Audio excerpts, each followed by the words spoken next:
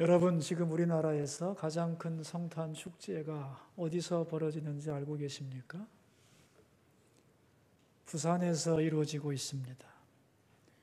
정확한 이름은 부산 크리스마스 트리 문화축제인데 11월 28일부터 1월 3일까지 무려 37일 동안 진행이 되고 수십만 명이 그 축제를 방문합니다. 올해로 7번째를 맡고 있는데 이미 아시아 최고의 성탄 축제가 되었고 부산을 대표하는 문화제가 되었습니다.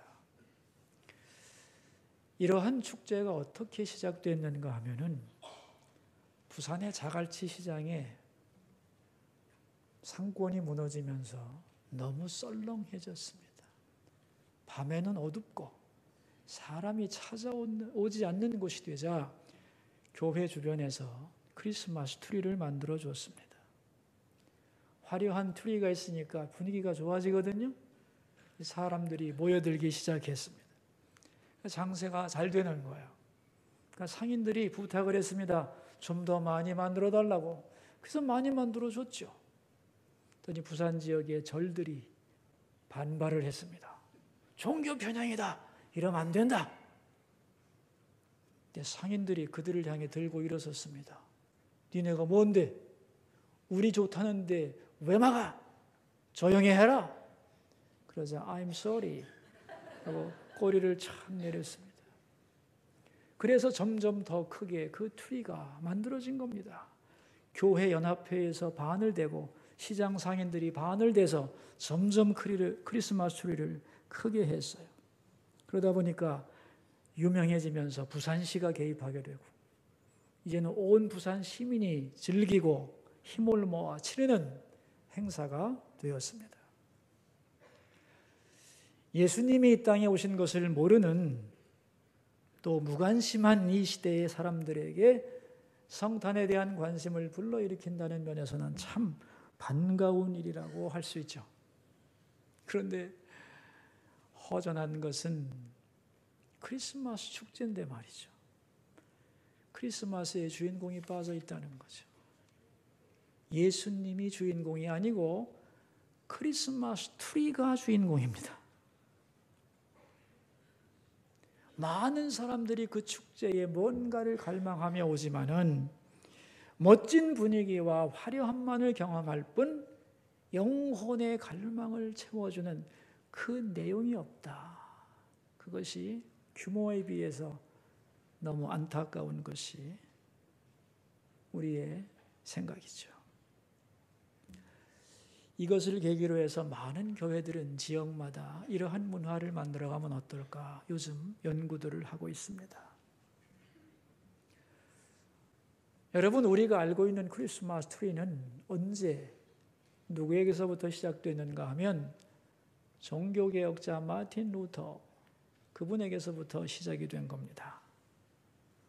어느 날 밤 크리스마스 이브에 밝은 달빛이 비치고 눈 쌓인 숲에서 전나무를 보았는데 하늘을 향해 기도하는 것 같은 전나무가 얼마나 아름다운지 그것을 잊지 않으려고 루터는 그 나무를 집으로 가져다가 장식을 하게 됩니다. 그런데 어떤 장식을 했느냐? 3가지 원칙에서 크리스마스 트리를 장식했습니다. 먼저 이 나무, 전나무 자체는 생명이신 예수님을 상징합니다. 그리고 여기에 이제 각종 장식이 올라가는데 이 장식이 3종류로 이루어져 있습니다. 첫째 그룹이 뭐냐 하면은 목자들에게 나타났던 천사들, 다시 말하면 목자의 모양, 천사의 모양, 그들이 전했던 기쁜 소식을 상징하는 악기와 나팔 이런 것들이 달리는 거죠. 두 번째 장식품은 동방박사들에게 나타났던 별과 그들이 여행할 때 사용한 지팡이와 또 예수님께 드렸던 여러 가지 선물 보따리들, 이게 두 번째 그룹의 장식물들이죠. 마지막으로는 어두운 마국간을 비추었던 조명, 촛불이라든가 등불들 이런 것들이 장식이 되는 것입니다. 모든 장식물은 예수님의 오심과 그에 대한 인간의 반응을 나타내는 것들로, 그런 도구들로 장식이 이루어졌던 것이죠. 여기서 좀 색다른 게 있는데, 그게 뭐냐면 은색으로 된 흰 줄입니다.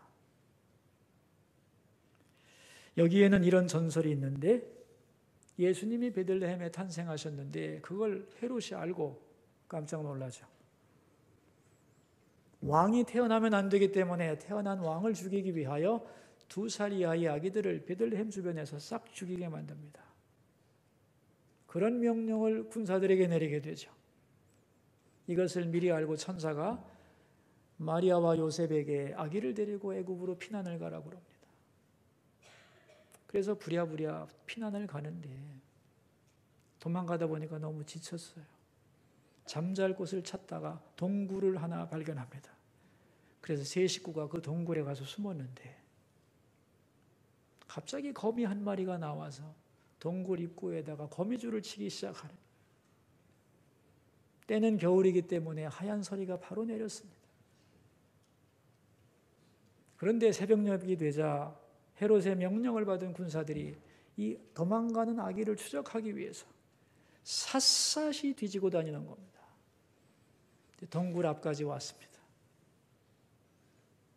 하얗게 쳐진 거미줄을 보고 그들이 말합니다. 거미줄이 쳐진 걸 보니 이 속에는 아무도 없나 봐 하고 동굴 입구에서 돌아갑니다. 이 서리 맞은 거미줄 때문에 예수님이 살아나게 되죠. 그래서 서리 맞은 거미줄은 예수님을 죽이려는 인간의 악함과 그것에도 불구하고 하나님의 보호하심이 얼마나 완벽한가를 보여주는 중요한 상징물이 되는 것입니다. 그래서 이 은색 흰 줄은 서리 맞은 거미줄을 의미하는 장식입니다. 요새는 금색으로 만들고 초록색 띠로 만드는데 다 상업화된 거죠. 그래서 마틴 루터는 이 크리스마스 트리에 담겨진 내용을 어떻게 정리했는가 하면 예수님의 오심과 그것에 대한 인간의 반응이다, 그렇게 말했습니다. 그래서 크리스마스 트리는 크리스마스를 묵상하는 중요한 도구였습니다. 그래서 우리 믿음의 조상들은 대림절이 되면 크리스마스 트리를 만들고 또 크리스마스 트리에 달린 것들을 바라보면서 묵상을 하고 예수님을 마음으로 영접했던 것입니다. 제가 지난주에 퇴근을 하고 있는데 어떤 낯선 주민인 것 같아요. 가족이 아이들을 데리고 우리 교회를 배경으로 사진들을 찍는 거예요. 이 종탑에 이제 등불이 켜져 있잖아요. 등불을 좀 넣어주고 싶은데 너무 높으니까 엄마가 막 밑에서 이렇게 애들을 넣어주려고 애를 쓰고 있어요. 그걸 한참 보면서 생각을 했습니다. 내년에는 교회 앞에다가 예쁜 집 모형을 하나 세워줘야 되겠다. 그리고 아주 멋지게 장식을 해주고 그 안에 쏙 들어가서 포토존을 만들어서 예쁘게 찍도록 해주면 여기 명물이 되겠다, 그런 생각을 했습니다.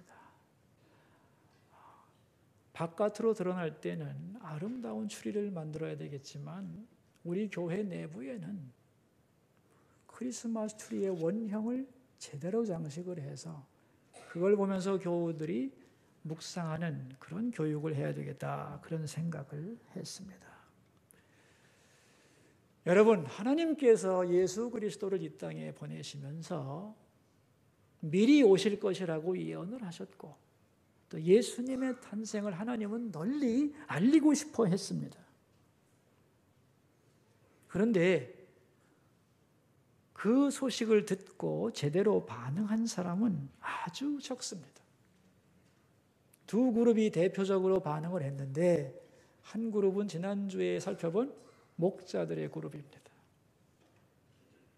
또 한 그룹은 오늘 살펴볼 동방박사 그룹이에요. 이 그룹이 예수님의 오심에 대하여 제대로 응답한 그룹인데 이 두 그룹이 아주 차이가 많습니다. 아주 대조적이에요. 어떤 대조점이 있을까요? 목자들은 이스라엘 사람들이에요. 박사들은 이방인들이에요. 목자들은 신분이 비천한 사람들이에요. 박사들은 최고로 높은 하이 클래스. 목자들에게는 그들이 이해하는 천사가 나타나서 메시지를 전했어요. 박사들에게는 그들의 연구 대상인 별을 통해서 하나님은 메시지를 전했어요. 많은 차이가 있습니다. 공통적인 것도 있죠. 그 메시지를 자기에게 주시는 메시지를 정확하게 듣고 바르게 응답을 했다는 거죠.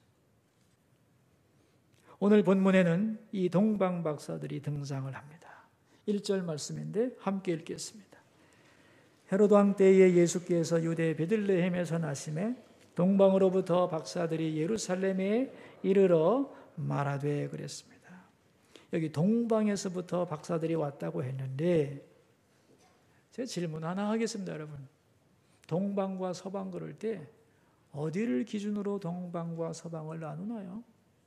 동양과 서양을 나누는 기준점이 어딘가요? 로마인가요? 지중해일까요? 오늘 본문 1절에 나오는데요. 어디죠? 예루살렘입니다. 예루살렘을 기준으로 세상을 동양과 서양으로 나눕니다.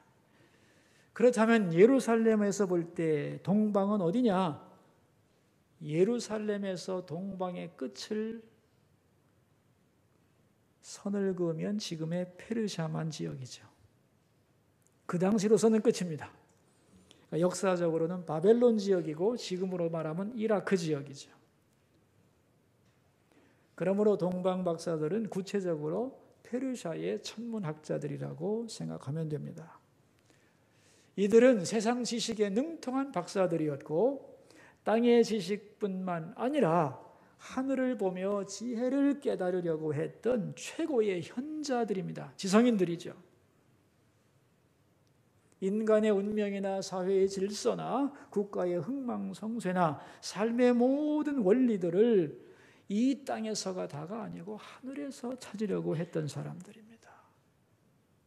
그러니까 비록 이방인들이기는 하지만은 참다운 지혜를 갈망했던 부단히 노력하는 사람들이었다는 거예요. 그런데 그들이 하늘을 바라보고 그 속에서 세상을 구원하실 왕이 탄생한다는 것을 알게 됐습니다. 어떻게 알게 됐을까요? 구약의 민수기 24장 17절을 보면 메시아가 탄생할 때 하나의 큰 별이 나타날 것이라고 예언을 했습니다.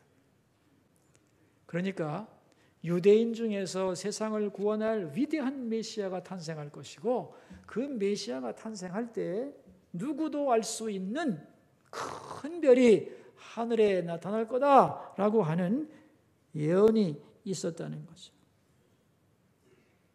그런데 이 성경 구절을 이 박사들이 어떻게 알았느냐? 다니엘서가 힌트입니다. 여러분, 다니엘이 포로로 잡혀가죠? 이스라엘이 망하고 어디로 잡혀갑니까? 바벨론으로 잡혀가잖아요. 그래서 다니엘이 바벨론에서 뭐가 되냐면 박사들의 우두머리가 돼요. 근데 이 바벨론이 어디에 망하는가 하면 페르시아에 망합니다. 그래서 페르시아의 현자들이 바벨론의 현자들이 페르시아에서 중용이 됩니다. 그러니까 이 박사들의 원조가 다니엘이죠. 포로로 잡혀간 유대인들을 통하여 그들은 구약 성경을 알게 되고 그 속에서 메시아가 탄생할 것과 그것이 유대인에게서 그리고 그것이 그분이 오실 때에 별이 빛날 것이라는 것을 알고 있었다는 거예요. 그리고 그런 왕을 기대하고 있었다는 거죠. 그러던 중에 이상한 별을 발견하게 되고 그 별이 왕의 탄생을 알리는 것이라 하는 것을 깨닫게 되었습니다. 자, 그분 때문에 세상의 역사와 모든 사람들의 운명이 변할 거라는 거죠. 그러한 대단한 왕이 탄생하는 별을 보고 가만히 있을 수는 없지요. 자기들이 지금까지 연구했던 이 별이 그 왕을 정말로 보여주는가를 확인하고 싶었고, 더 나아가 그 위대한 왕을 보기 위하여 그들은 길을 떠납니다. 아주 먼 여행을 하게 되는데 페르사에서부터 예루살렘까지가 1000km가 넘습니다. 그 당시 낙타로 40일 이상을 여행해야 되는 거죠. 그 기간이 대림절 기간 40일인 거죠. 그러니까 그들은 이방인들이었지만은 하나님의 말씀을 믿었고 알았고 진리 추구에 목마른 사람들이었다는 거예요. 그래서 그 별을 따라서 여행을 하는 중에 마침내 어디에 도착하는가? 예루살렘에 도착을 했어요. 그리고 그들은 당연히 생각했습니다. 유대인의 왕으로 나신 이는 왕족이겠지. 그래서 지금 왕이 있는 예루살렘에 와서 궁정에 가서 물었던 거죠. 2절 말씀이요. 읽겠습니다. 유대인의 왕으로 나신 이가 어디 계시냐? 우리가 동방에서 그의 별을 보고 그에게 경배하러 왔노라 그랬어요. 이 말을 듣고 누가 놀랬습니까? 다른 사람보다도 헤롯 왕이 놀랬죠. 그는 로마에 아부하면서 유대를 다스렸던 왕인데 이 권력에 대한 집착이 대단해서 자기의 왕권에 위협이 되는 사람은 가차없이 죽였습니다. 자기 아내도 죽였고 두 아들도 죽여버렸습니다. 그런 왕이었는데 위대한 다른 왕이 탄생한다는 걸 용납할 수가 없는 거지요. 그래서 신하들에게 묻습니다. 그리스도가 어디서 나겠냐? 예언된 메시아가 어디서 날 것이냐 물었더니 전문가들이 대답을 합니다. 5절 읽겠습니다. 이르되 유대 베들레헴이오니 이는 선지자로 이렇게 기록된 바 또 유대 땅 베들레헴아 너는 유대 고을 중에서 가장 작지 아니하도다.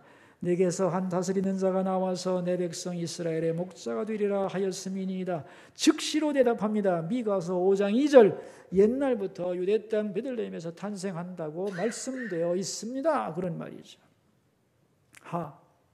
헤롯 왕 큰일 났습니다. 간교한 머리가 빨리 돌아가지요. 그래서 마음을 감추고 부드럽게 박사들에게 묻습니다. 7절과 8절이죠. 읽습니다. 이에 헤롯이 가만히 박사들을 불러 별이 나타난 때를 자세히 묻고 베들레헴으로 보내며 이르되 가서 아기에 대하여 자세히 알아보고 찾거든 내게 고하여 나도 가서 그에게 경배하게 하라 그랬습니다. 나도 경배해야 되니 알려주시오 라고 했지만 사실은 경배할 마음은 없었죠. 반드시 죽이려고 결심을 했습니다. 다시 길을 떠난 박사들은 베들레헴에서 마굿간을 찾게 되고 초라한 마굿간에 놓인 아기를 보고 깜짝 놀랍니다. 세상을 구원하실 왕이 이렇게 초라한 곳에 누워있다니. 아기를 바라보며 감동이 밀려옵니다. 그때 그들에게 하나님의 감동이 선물을 주라고 하는 감동이 밀려와서 그들은 아기에게 경배하고 3가지 선물을 드렸습니다. 11절이죠. 집에 들어가 아기와 그의 어머니 마리아가 함께 있는 것을 보고 엎드려 아기께 경배하고 보배 합을 열어 황금과 유향과 몰약을 예물로 드리니라. 여러분, 하고 많은 물건 중에서 왜 하필이면 이 3가지가 탄생하신 예수님께 선물로 드려졌을까요? 이 3가지의 의미가 있겠죠. 금이라고 하는 것은 황금 면류관을 상징하는 거죠. 왕의 색깔이 금색입니다. 다시 말하면 이 아기가 왕적인 존재라는 거예요. 두 번째는 뭐를 드렸죠? 유향을 드렸습니다. 유황이 아닙니다. 유향입니다. 향. 여러분, 향은 언제 피우죠? 누구에게 피우나요? 신에게만 피우는 것입니다. 이 아기가 신적인 존재라는 거예요. 마지막으로는 모략을 드립니다. 이 모략이라고 하는 것은 죽은 사람 시체에 발라서 절대로 썩지 않게 하는 아주 비싼 액체입니다. 모략이라고 하는 것은 이야기가 죽는다는 것을 의미합니다. 그러니까 이 세 가지 선물이 의미하는 내용이 뭘까요? 이야기는 왕인데 사실은 신적인 존재예요. 근데 우리를 위하여 죽으실 분이라는 거예요. 이 선물 속에 이 아이에 대한 이야기가 다 들어있는 거죠. 여러분, 마태복음은 예수님을 누구로 설명하는가 하면 왕으로 설명합니다. 자, 이제 이 사건을 오늘의 입장에서 설명을 해보겠습니다. 왜 예수님을 나타내는 별이 동방에서 나타났느냐는 거예요. 그 당시의 동방은 땅끝을 의미합니다. 온 세상을 가리키는 말이에요. 그러니까 예수님이 유대인만의 왕이 아니라 땅끝까지 온 세상 모든 사람들의 왕이다 하는 것을 나타내려고 하는 거죠. 또한 그 당시의 천문학은 지금의 점성술과는 다릅니다. 모든 학문의 종합입니다. 땅의 것을 다 알아도 진리를 다 이해하기에는 부족해요. 그래서 하늘을 보아야 돼요. 그래서 이 별이라고 하는 것은 그 당시의 모든 지식과 학문을 총칭하는 말이에요. 더 나아가서 여러분, 별이라고 하는 것은 소중한 사람을 나타낼 때 쓰는 말이죠. 당신은 나의 별이야. 그런 말 많이 들으셨죠? 안 들어보셨나요? 해보면서 하세요. 당신은 내 마음의 별이라고 이러잖아요. 존귀한 사람, 소망을 주는 사람, 바라보고 또 바라보고 싶은 사람이 별이죠. 그러니까 예수님을 별로 상징했다는 것은 이 세상 모든 사람들이 모든 지성과 학문과 수고를 통해서 찾아야 할 존재, 그런 소중한 존재가 예수님이라는 거죠. 그러니까 동방에서 별이 나타났다는 것, 예수님이 모든 사람을 위해 오셨으며 모든 사람이 최선을 다해 찾아야 할 가장 소중한 존재가 예수님이라는 것을 말씀하고 싶은 거죠. 그리고 그 예수님에게 동방박사들이 찾아와서 선물을 드린 것을 통하여 이 예수님은 왕이며 신이며 우리 위해 죽는 분이라는 것을 다 가르쳐 주었던 거죠. 이 의미를 깨달은 박사들은 예수님 앞에 경배를 합니다. 그래서 동방박사까지도 하나님은 동원하죠. 유대인만의 왕이 아니라 온 세상의 왕이라는 것을 나타내시려는 거죠. 더구나 유대 땅 베들레헴의 촌구석에서 이루어진 사건이 아니라 온 우주적 사건, 모두가 알아야 한다는 사건이기 때문에 별까지 동원하신 거죠. 그러니까 예수님은 온 세상 모든 사람들이 찾아야 하는, 그리고 모두에게 드러나기를 원하시는 가장 소중한 분, 진정한 왕이며 신이시며 우리 위에 죽으실 분이라는 것, 그분임을 분명하게 오늘 본문은 가르치고 있습니다. 그러므로 그 왕에게 해야 할 일이 뭐냐? 오늘 본문에는 경배라는 말이 두 번씩 강조되고 있죠. 예수님께 경배를 드립니다. 이 말이 크리스마스입니다.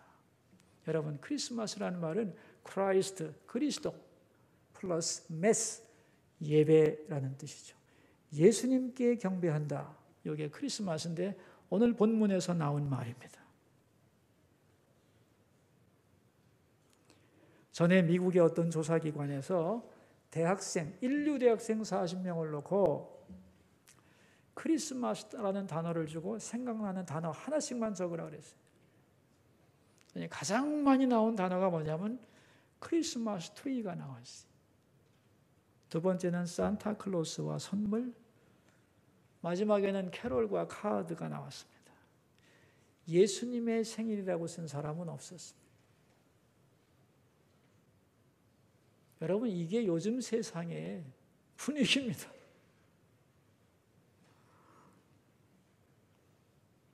C.S. 루이스라는 분은 이런 말을 했습니다. 12월에는 크리스마스가 2개 있다고. 예수 믿는 사람들이 지키는 예수 그리스도를 경배하는 크리스마스와 크리스마스를 외치면서 요란하게 떠들고 놀지만 예수님이 빠져버린 엑스마스가 있다고 말했습니다. 크리스마스를 줄여서 엑스마스처럼 쓰거든요. 근데 이 메스 앞에 붙은 X는 알파벳 X가 아닙니다. 헬라어의 크스라는 단어의 줄임말인데 그리스도를 상징하는 말입니다. 그러니까 엑스마스로 읽으면 절대로 안 되는 거예요. 무식한 거예요. 반드시 크리스마스로 읽어야 되는 거예요. 근데 수학에서는 미지수를 X라고 그러죠. 정체를 알 수 없는 수를 X라고 그러는데 많은 사람들이 크리스마스를 엑스마스로 알고 있습니다.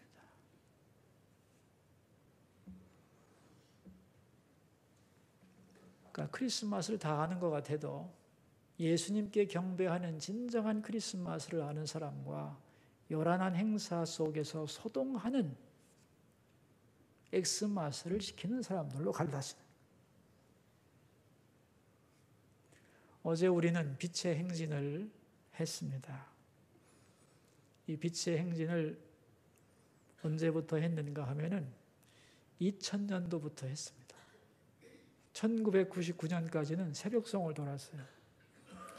우리끼리 주님의 오신 것을 축하하는 새벽송을 돌았는데 2000년도 크리스마스 때에 제 마음속에 어떤 생각이 들었냐 하면은 우리 안에서 서로를 축복하는 것도 좋지만 세상에 나가서 예수님이 오셨다는 걸 외쳐야 되겠다. 그런 생각을 했어요. 우리가 선물을 받는 사람만이 아니라 선물을 주는 사람이 되고 더 나아가서 보이지 않는 진정한 선물인 예수님을 전하는 것이 주님의 뜻이 아니겠는가. 그래서 엑스마스가 아니라 진정한 크리스마스가 되게 해야 되지 않겠나. 멀리 가지 못하지만 일단 우리 지역 사회에서부터 시작을 하자. 우리 먼저 예수님께 진정으로 경배를 드리고 그리고 이 기쁜 소식을 전하면서 겸손하게 다가가는 것이 크리스마스 정신인데 실천을 한번 해보자. 그래서 시작을 했던 거예요. 어제까지 15회를 했습니다. 별로 강화되진 않았어요. 내년부터 어제를 기점으로 해서 내년부터는 훨씬 더 강력한 행사가 될 것을 믿습니다. 여러분들이 준비해 주신 1000개 가까운 선물을 어제 다 나누면서 예수님이 이 세상에 오신 최고의 선물이라는 것을 선언했습니다. 캐롤도 불러주고 단팥죽도 주고 그리고 돌아오면서 기도를 했어요. 이걸 기도 산책이라고 합니다. 이 기도 산책이라는 게 뭐냐 하면은 예수 믿는 사람들이 기도를 하면서 길을 걷는 겁니다. 내용은 뭐냐 하면은 그 지역과 그 지역에 사는 영혼들을 주님께 올려드리는 거예요. 주님, 이 땅과 이 땅의 거민들을 주 앞에 올려드립니다. 주의 것으로 인치소서. 이 기도 산책이에요. 어제 기도 산책하면서 교회로 오셨죠? 이 기도가 응답될 줄로 믿습니다. 선물을 모아주시고 어제 행사에 참여해 주신 분들께 진정한 감사를 드립니다. 여러분, 이 밝은 세상, 정보가 가득한 세상이지만은 주님이 이 땅에 우리 위하여 오셨다는 소식을 모르는 사람들이 너무도 많은 거죠. 그러므로 이 소식은 우리가 끝까지 알려야 되는 것이고 이 알리는 것이 우리에게 중요한 과제가 되는 것입니다. 그런데 크리스마스가 뭔지 안다고 또 다 아는 거냐? 그건 아니죠. 많은 사람들이 크리스마스가 예수님 오신 날인 줄 알기도 하고 머리로 이해하고 입으로 고백하고 크리스마스 행사에 참여도 합니다만은 이벤트로서 소동만 부릴 뿐 주님께 영혼 깊은 데서 경배하지 않는 사람들도 많은 것입니다. 여기서 이제 더 나가서 우리는 예수 그리스도에게 경배하는 것이 크리스마스의 진정한 의미인 줄로 알아서 우리를 위해 다가오신 왕이신 예수님 앞에 무릎을 꿇고 그분을 다시 나의 왕으로 인정하며 다시 고백하는 역사가 이 성탄절에 있기를 주의 이름으로 축원합니다. 예수님께 진정으로 경배한 사람은 새로운 길을 걸어가게 되어 있습니다. 12절 말씀을 읽겠습니다. 그들은 꿈에 헤롯에게로 돌아가지 말라 지시하심을 받아 다른 길로 고국에 돌아가니라. 여러분, 예수님을 만나기 전과 만난 후의 삶은 절대로 같을 수가 없는 거죠. 예수님을 만나기 전에는 내가 주인입니다. 예수님을 왕으로 경배하고 진정으로 내 마음의 주인으로 모셔드린 사람은 이제 또 다른 진정한 왕을 우리 속에 모시게 되는 거죠. 이제는 그분의 음성을 찾고 그리고 듣고 그 음성에 순종하여 그분이 인도하는 길로 새롭게 걸어가야 하는 것입니다. 예수님은 왕으로서 우리에게 오셨습니다. 우리의 모든 것, 재산과 생명, 그리고 우리의 삶의 모든 것의 주인이 바로 예수님입니다. 그 왕이신 주님은 임마누엘, 우리와 함께 하시려고 인간이 되어 우리 가운데 오셨습니다. 그분께 엎드려 경배할 때 우리는 예수님을 만날 수 있습니다. 그리고 그분을 따라갈 때, 그분께 내 문제를 맡길 때 우리는 안심할 수가 있는 겁니다. 왕이신 예수님을 내가 조종하려 하지 말고 그분을 진정으로 나의 왕으로 고백하면서 내 삶의 주권을 주님께 드리고 그분의 음성을 사모하고 그 길을 따라 걸어갈 때 우리에게는 새로운 길이 열릴 것입니다. 이 은혜가 함께 하시기를 주의 이름으로 축원합니다. 기도하겠습니다. 세 가지 기도 제목으로 주님 앞에 나아갑시다. 첫 번째 기도 제목입니다. 크리스마스의 아름다운 소식과 은혜가 모든 사람에게 알려지게 해 주소서. 우리 기도하겠습니다.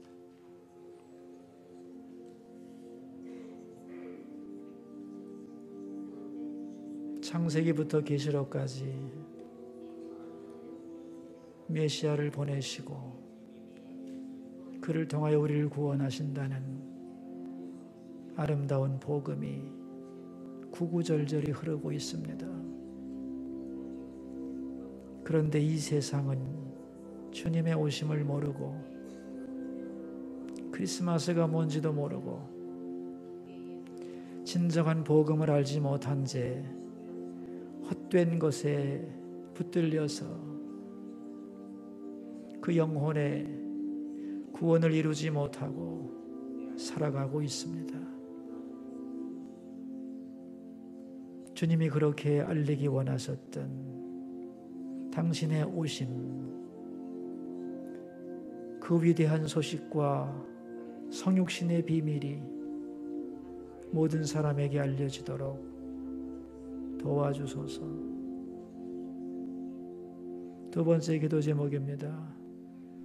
우리들 중에 혹시 예수님의 탄생을 머리로 알고 입술로 고백하지만 또 행사에 참여하며 소동하지만 진정 예수님을 경배하지 않는, 예수님을 나의 왕으로 모시지 않는 사람이 있다면 주님, 우리 성도들 중에 그런 사람 다 사라지게 하시고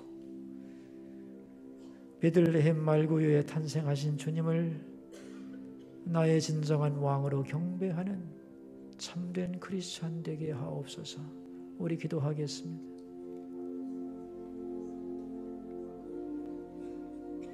주님의 오심을 알지 못하는 수많은 사람들, 그러나 그 소식을 들어도 소동만 할 뿐 경배하지 않는 입술만의 고백자들이 없게 해주시고 우리 수서의 모든 성도들 한 사람 한 사람 다 주님 앞에 무릎 꿇고 주님을 왕으로 섬기는 참된 경배자, 진정한 그리스도의 사람이 되도록 도와주소서. 세 번째 기도 제목입니다. 이 땅에 최고의 선물로 오신 주님, 그분을 만난 감격을 우리가 누리게 하시고 우리의 일생도 주님을 닮아 이 세상을 위한 선물 되게 하소서. 기도하겠습니다. 주님, 우리는 하나님의 최고의 선물 예수 그리스도를 받은 행복한 사람들입니다. 그분 안에 모든 것이 있기에, 그러므로 주님의 오심과 그분을 영접하며 감격하게 하시고 우리도 주님처럼 또한 이 세상을 위한 아름다운 선물 되게 하소서.